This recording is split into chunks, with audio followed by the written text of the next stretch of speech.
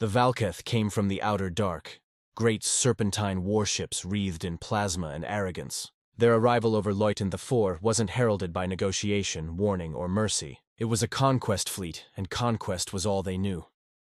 Leuten IV was a small human colony world. Peaceful, agricultural, barely defended. Its skies were filled with silver clouds, and its soil was dark with promise.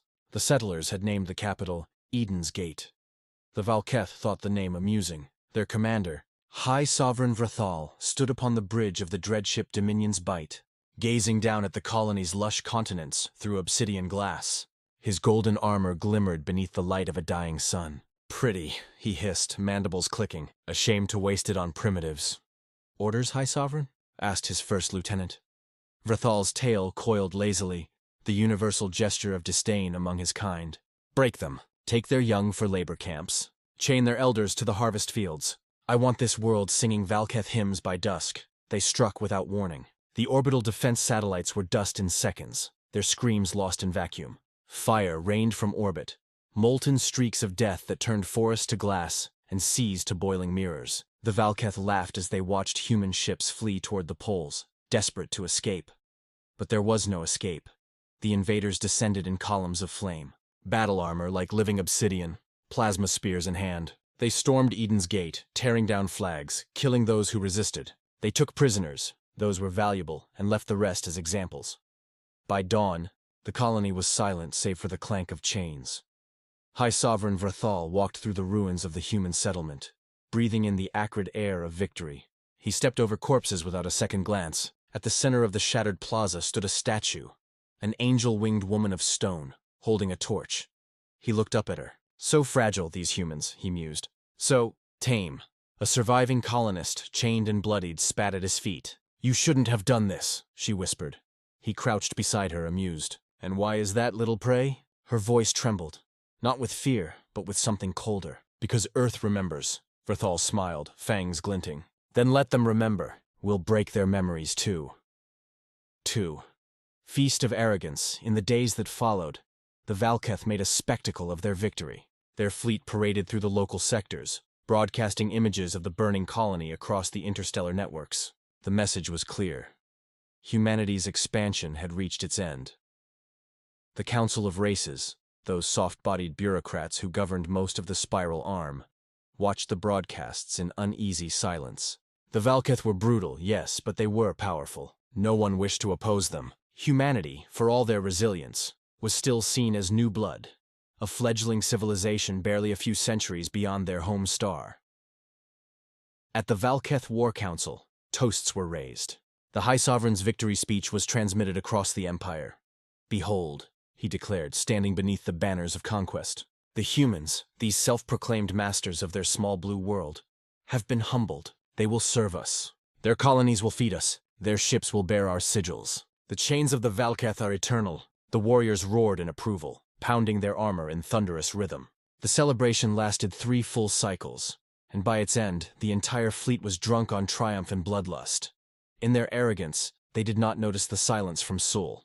No reply to their demands, no retaliation, not even a message of condemnation. The Valketh mistook it for fear. "Cowards," Vrathal hissed, watching the empty channels. "They hide behind their precious council, begging for peace. Let them. We will bring them more chains soon." But in the shadows between stars, humanity was not hiding. They were listening. True. The silence before the storm, it began with whispers. Outposts along the frontier reported sensor ghosts, anomalous readings, faint gravitational ripples, and unidentified signals moving in perfect formation. Entire Valketh scout patrols went missing, vanishing into the void. No wreckage, no distress beacons. The Valketh command dismissed it as piracy or malfunctions. Then the mining stations at Gorith's Reach went dark. A Valketh cruiser, Vigil's Fang, was sent to investigate. Its crew found only silence. The asteroids hung still, their mining tunnels empty, their machinery powered down. Then the cruiser's sensors picked up movement, metallic reflections, dozens of them. Closing fast, a transmission broke through the static. It was human. "Valketh vessel," the voice said, calm and cold. "You took Leuten IV, you took our people. Now we take everything from you." The transmission ended. Then came the fire. Human ships decloaked, sleek, angular. built for annihilation. They didn't hail again. They didn't threaten. They simply erased Vigil's fang from existence. For the first time in their history, the Valketh were afraid. Reports flooded in. Attacks on convoys, outposts disappearing overnight, command ships found adrift with their crews dead. Their armor melted from the inside. The human fleet, if it could still be called that, moved like a shadow through space, unseen until too late. They called themselves the Iron Hand of Earth, and their orders were simple. No survivors. 4. The Earth answers. When Earth finally broke its silence, it did not speak with words, it spoke with fleets. From the shipyards of Mars, from the orbital citadels around Titan, from hidden yards in the Oort dark, armadas emerged. Ships of obsidian armor and sun-bright engines, dreadnoughts large enough to blot out moons, carriers that released swarms of drones like locusts made of steel. Their arrival shattered the void itself. The message was broadcast once, on every frequency, in every tongue. This is Earth Command. To all Valketh vessels, you wanted chains. You will wear them. Surrender or be erased. Across the stars, the galaxy watched as humanity's vengeance took form. Where the Valketh had once strutted with arrogance, they now scrambled to regroup. Their fleets gathered near the crimson nebula of Doran's Reach. Confident their numbers would hold, they did not. The humans arrived not as soldiers, but as judgment.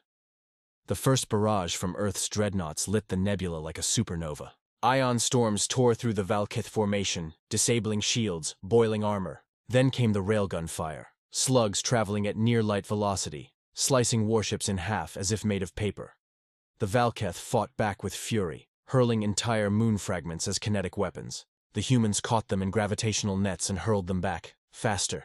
Planetary bombardment fleets followed, drones diving into atmosphere, detonating in white fire that left entire worlds glowing from orbit.